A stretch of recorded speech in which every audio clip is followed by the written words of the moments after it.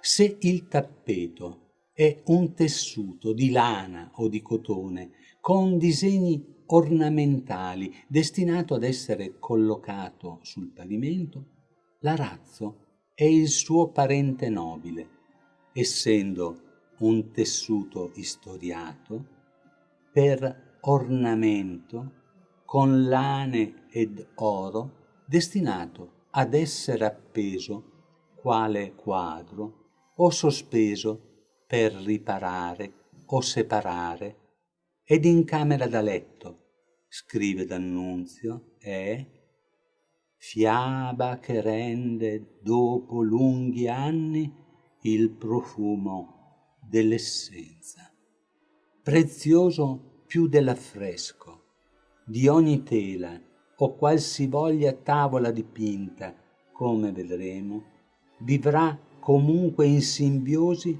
con il disegno e la pittura. Ma dove nasce? Il dizionario etimologico Zanichelli vuole che la parola derivi da Arras, città francese, ove peraltro non si tesseva, bensì si commerciava in tappezzerie. In Occidente nasce dal lavoro paziente di monaci che appresero l'arte dell'intreccio di trama e ordito dalle terre d'Oriente, chissà se dagli arabi invasori o dal saccheggio dei crociati. Nella chiesa di San Gereone a Colonia, di per sé un capolavoro gotico, nel coro era appeso quel che si considera tra i primi arazzi europei. Un grifone assale un toro entro un medaglione, motivo di ispirazione mesopotamica. Tuttavia, la fascia inferiore ricorda i mascheroni romani. Per quanto difficoltoso fosse nel Medioevo, imperatori con corteo di principi e cavalieri, papi con gli ecclesiastici di fiducia, si muovevano continuamente e con loro, per raccogliere gli avanzi di latui pasti, poeti, pittori e persino giullari.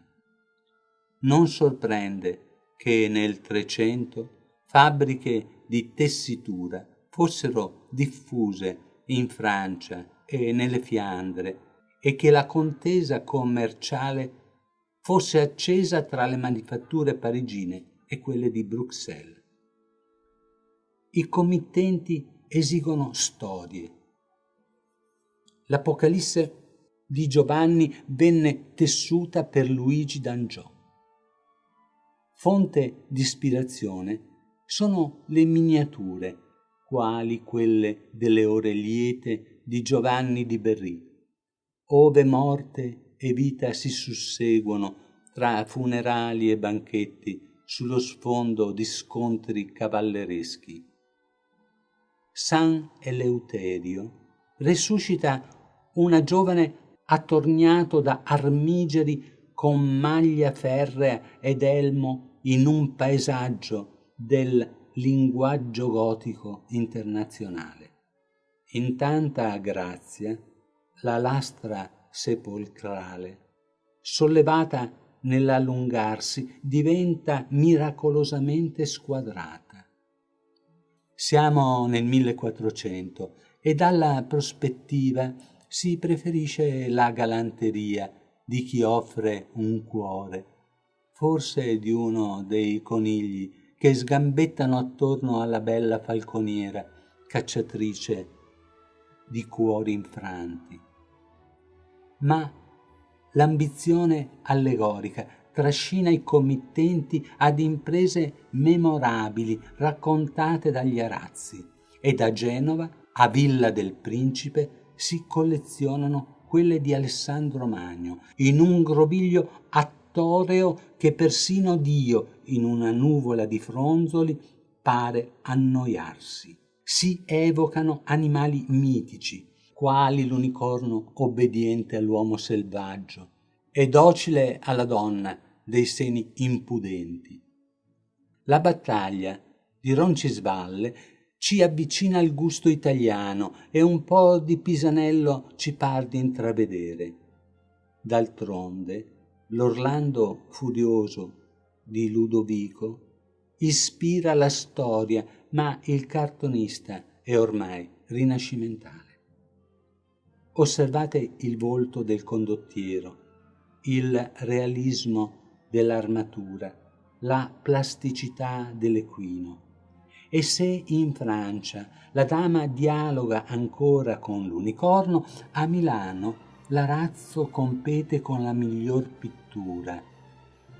A Cluny la vita feudale s'adorna di irreali armonie e la dama fa il bagno in abito nuziale con collane di corallo.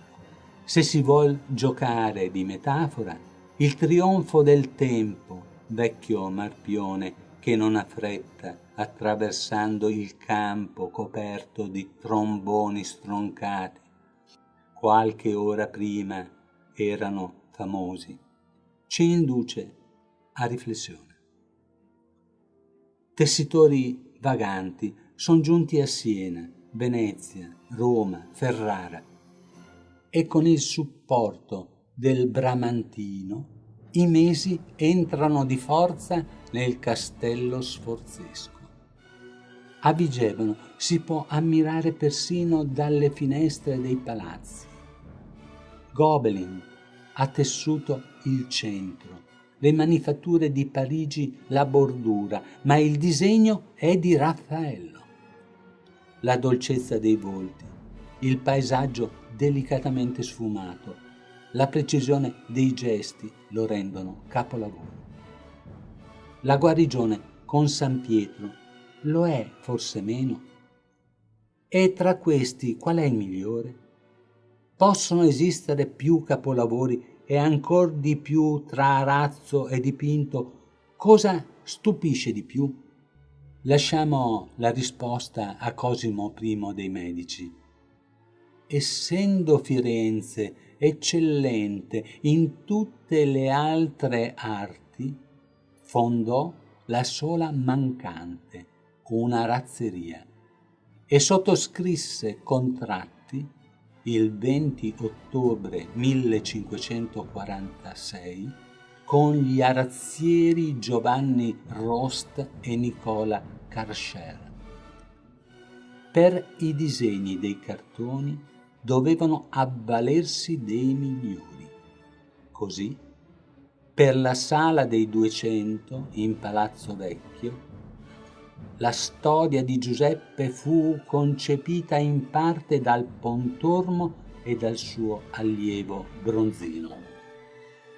Vedendo le grazie di Putifarre e la fuga dell'onesto e prudente Giuseppe che in Egitto era ospite del faraone, marito della suddetta, la trasparenza del velo azzurro e la tunica rossa appiccicata al busto quasi fosse bagnata d'un sudore comprensibile per un giovanotto con gli ormoni a fior di pelle, rifugiamo dal giudizio con imbarazzo, perché ogni scelta avrebbe difetto.